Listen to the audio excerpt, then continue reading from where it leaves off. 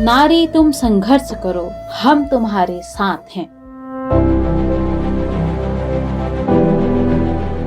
यह स्लोगन आपने कई बार सुना होगा। वास्तव में इस स्लोगन के पीछे का सबसे बड़ा मकसद यही था, महिलाओं को जागरूक करना, ताकि वो किसी भी तरह के अत्याचार, किसी भी तरह के हिंसा का शिकार ना हो पाए। नमस्कार श्रोताओ, आप लोग सुन रहे हैं 90.4 मेगाहर्ट्ज पर कुमारवाणी और मैं हूं आप लोगों की रेडियो साथी कविता बिष्ट। और आज मैं आप लोगों के लिए लेकर आई हूं महिलाओं से संबंधित एक खास कार्यक्रम। जैसा कि आप जानते हैं श्रोताओ, महिलाओं को सशक्त और सक्षम बनाने के लिए हमारे भारतीय और विश्व स्तर पर कई तरह के प्रयास किए जा रहे हैं। इन प्रयासों के आधार पर कुछ दिनों को भी सुनिश्चित किया गया है, ताकि उस दिन महिलाओं के अधिकार और उनके सम्मान पर चर्चाएं की जा सके, उन्हें सशक्त बनाने का प्रयत्न किया जा सके। जैसा कि राष्ट्रीय महिला दिवस जो 13 फरवरी को मनाया जाता है, जिसमें बातचीत की जाती है महिलाओं के अधिकार के बारे में। महिला सशक्तिकरण, जिसे हम महिला दिवस के रूप में भी जानते हैं, यह मनाया जाता है हमारा 8 मार्च। अधिकांशतः दिवसों में हमने देखा है, हम चर्चाएं करते हैं महिलाओं के खिलाफ हिंसाओं के बारे में और साथ ही उनके सशक्तिकरण के बारे में। लेकिन समाज में और देश स्तर पर बेहद जरूरी है महिलाओं के प्रति होने वाली हिंसा के उन्मूलन पर भी चर्चाएं की जा सके। उन्मूलन यानी कि रोकथाम पर चर्चाएं की जा सके। इसी के लिए अंतर्राष्ट्रीय स्तर पर एक दिन सुनिश्चित किया गया है, जिसे अंतर्राष्ट्रीय महिला हिंसा उन्मूलन दिवस के रूप में जाना जाता है, जो कि प्रत्येक वर्ष 25 नवंबर को मनाया जाता है। श्रोताओ, सर्वप्रथम अंतर्राष्ट्रीय महिला हिंसा उन्मूलन दिवस की शुरुआत 1981 में अमेरिकी और कैरेबियाई नारीवादी एन.के. ट्रोस के कार्यकर्ताओं ने प्रारंभ किया था। इन लोगों का प्रयत्न था महिला हिंसा का मुकाबला करने के लिए लोगों को जागरूक करने का। तभी से इस दिवस को अंतर्राष्ट्रीय स्तर पर मनाया जाने लगा। अब अगर महिला हिंसा उन्मूलन की बात हो रही है, तो इसमें महत्वपूर्ण चर्चा बनती है हमारे कानूनों की, यानी कि महिला हिंसा को रोकने के लिए हमारे कानून किस तरीके से हमारी मदद कर सकते हैं।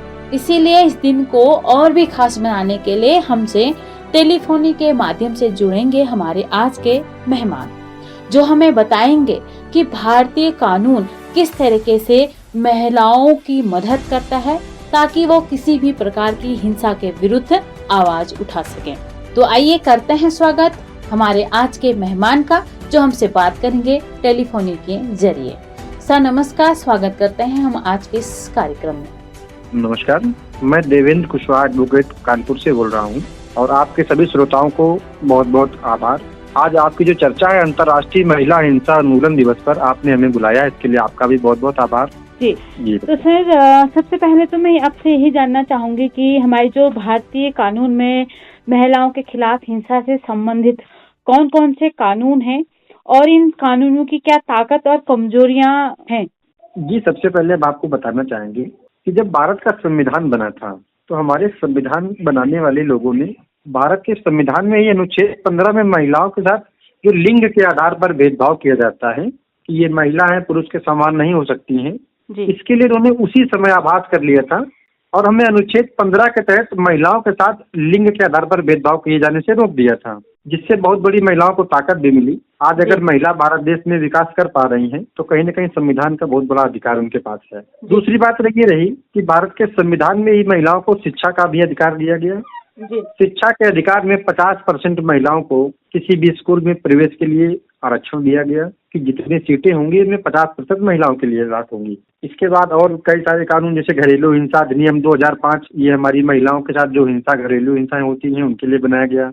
बहुत सारी हमारी बहन बेटियां दहेज के लिए प्रताड़ित की जाती हैं, इसके लिए दहेज प्रथा अधिनियम 1961 में हमारे देश में लागू हुआ। बहुत सारी महिलाएं विवाह के बाद जिन्हें अपने घर से निकाल दिया जाता है, उनके लिए भरण पोषण अधिनियम ये हमारे देश में लागू हुआ, जिसे 125 सीआरपीसी के तहत कहा जाता था। अब चूंकि भारत देश में नए कानून 1 जुलाई से लागू हुए हैं, तो ये 144 बीएनएसएस के तहत भरण पोषण अधिनियम लागू होता है। ये जी। 4-5 कानून ऐसे हैं जिनसे महिलाओं को बहुत सारे अधिकार हमारे देश में प्राप्त हुए हैं।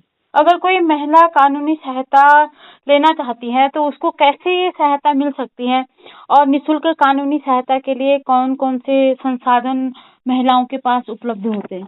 ये सबसे पहले तो महिलाओं को कानूनी सहायता के लिए जो संबंधित थाने हैं हमारे देश में, जी सभी जिलों में, प्रत्येक जिलों में संबंधित थाने होते हैं।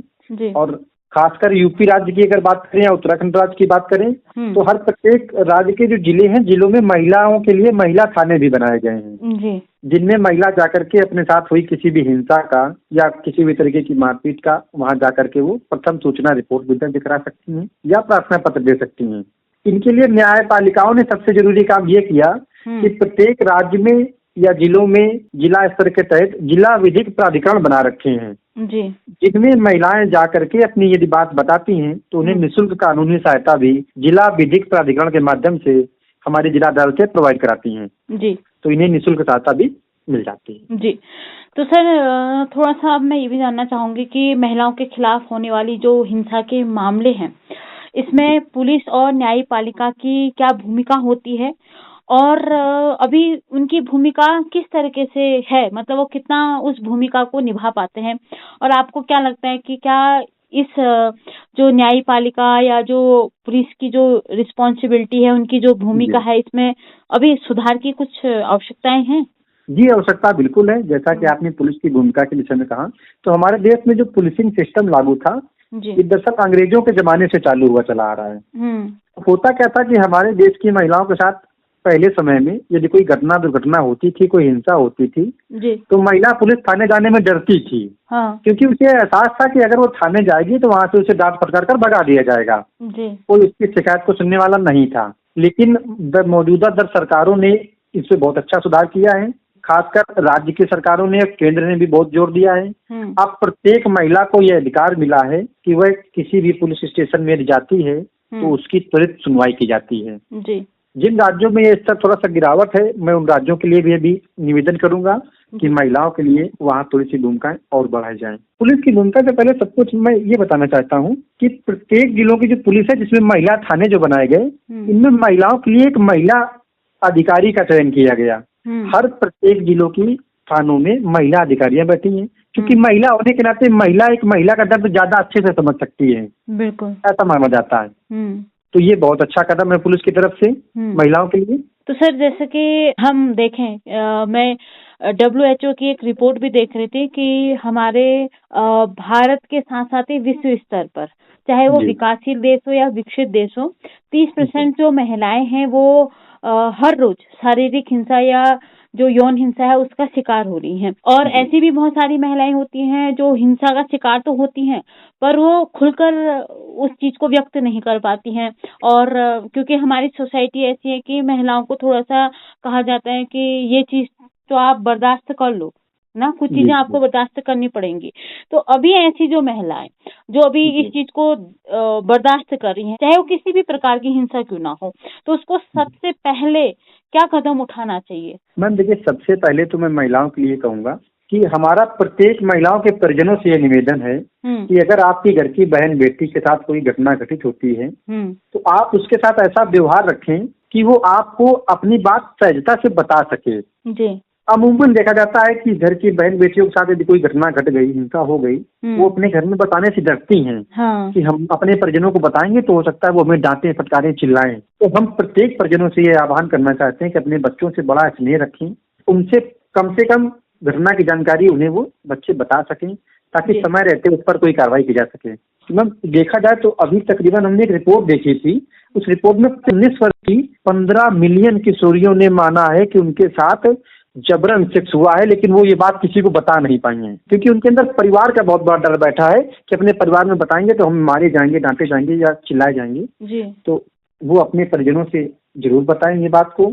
यदि परिजन नहीं भी सुन रहे हैं तब भी उन्हें नजदीकी पुलिस स्टेशन पर जाना चाहिए। अगर पुलिस स्टेशन में उनकी बात नहीं सुनी जा रही तो प्रत्येक जिलों में एसपी बैठते हैं, डीएम बैठते हैं, महिला आयोगों का चयन हुआ है। कहीं पर भी अपनी शिकायत, अब तो ऑनलाइन सोशल मीडिया का जमाना आ गया है, ट्विटर के माध्यम से या किसी भी तरह के माध्यम से स्थानीय कोई पत्रकार मिल जाए, उनके माध्यम से उन्हें अपनी आवाज जरूर उठानी चाहिए जी। अगर हिंसा हुई है तो उसे सह कर नहीं बैठना चाहिए। बिल्कुल बिल्कुल।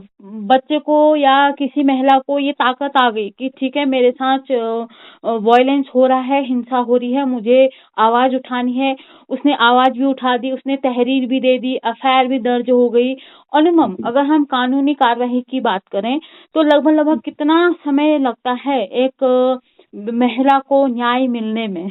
देखिए, सबसे पहले तो प्रथम दृष्टया ये बताना चाहेंगे कि भारत देश में कानून, जो पूर्व में कानून था हमारा, जैसे भारतीय दंड संहिता 1860 की बनी हुई थी पूर्व में जी, उनमें ये नियम थे कि महिला ने पहले एफआईआर कराई, फिर उसमें मामले में चार्जशीट दर्ज हुई।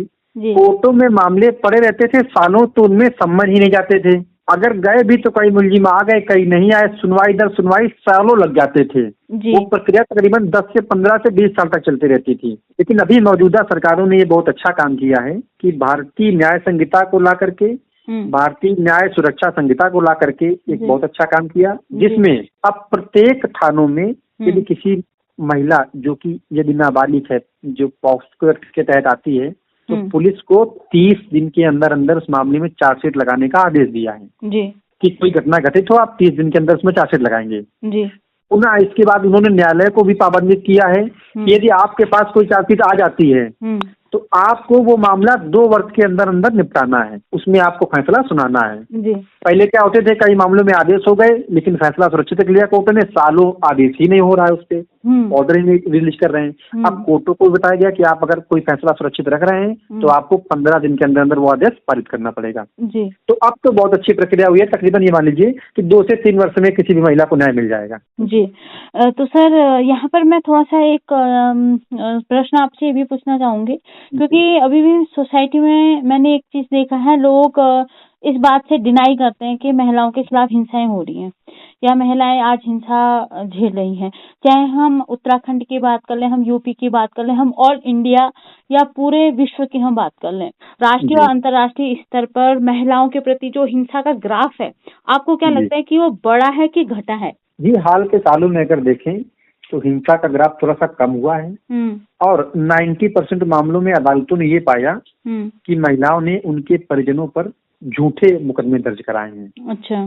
तो होता क्या दरअसल कि जैसे किसी महिला की शादी हुई, वो अपने ससुराल गई तो उसके साथ 1 या 2 लोगों द्वारा हिंसा देखी जाती है, तो अमूमन ऐसा देखा गया कि महिला उस परिवार के सभी सदस्यों के प्रति बैर भावना से हो या किसी भावना से मुकदमा लिखा देती है जी।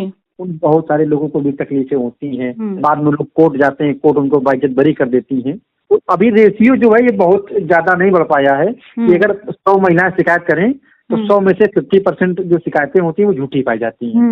तो थोड़ा सा संशय बढ़ जाता है कि क्या महिला के साथ वाकई में हिंसा हुई है या नहीं हुई।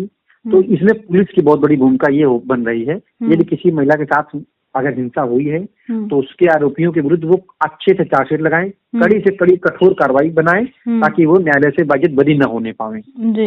बाकी रही बात हिंसा की, तो हिंसा तो होती है, इस बात को हम एक्सेप्ट करते हैं कि हिंसा ना होती तो किसी महिला को शौक नहीं है कि वो न्यायालय के दरवाजे पर जाकर के सुबह से शाम तक बैठी रहे, कोई महिला नहीं चाहेगी। तो सर, थोड़ा सा मैं ये भी जानना चाहूंगी कि अभी जो हम ग्राफ की हम बात कर रहे थे, क्योंकि ये मामले हम भी हमारे संज्ञान में आते रहते हैं, उसमें किस एज ग्रुप की बालिकाओं के साथ या महिलाओं के साथ ज्यादा मामले, गंभीर मामले देखने में आए हैं? जी, अमूमन अगर बात की जाए तो ये 15 वर्ष से लेकर 19 वर्ष की आयु है। सेक्सुअल हैरेसमेंट के मामले इन आयु वर्ग में बहुत ज्यादा बढ़े हैं। विश्व स्तर पर या केवल भारत स्तर पर? नहीं मैम, ये भारत स्तर की बात नहीं, जैसे आप अफगानिस्तान के देशों में देख लीजिए, भारत में देख लीजिए, अन्य कई देशों में देख लीजिए, तो इस उम्र की जो लड़कियां हैं इनके खिलाफ सेक्सुअल हैरेसमेंट की घटनाएं बहुत ज्यादा बढ़ी हैं जी। और 10 में से 8 घटनाएं ये होती हैं जिनमें कोई न कोई परिवार का व्यक्ति ही शामिल होता है। बिल्कुल बिल्कुल जी। तो इस विषय पर तो हम ये मानेंगे कि ये घटनाएं बढ़ रही हैं और इनको बहुत लगाम लगाने की सरकार में सख्त कानून की जरूरत है जी। तो सर, अब थोड़ा सा, क्योंकि हमने तो थोड़ा सा कानूनी बातचीत भी की, लेकिन मैं इसमें आपका एक व्यक्तिगत नजरिया भी जानना चाहूंगी कि आपको क्या लगता है महिला हिंसा के खिलाफ समाज में जागरूकता फैलाने के लिए क्या क्या कदम उठाए जा सकते हैं? जी, सबसे बड़ी बात तो ये है कि शिक्षा ही इसका एकमात्र उपाय है। ज्यादा से ज्यादा बच्चियां पढ़ेंगी, समझदार बनेंगी, ज्यादा से ज्यादा बच्चे पढ़ेंगे तो वो समझदार बनेंगे।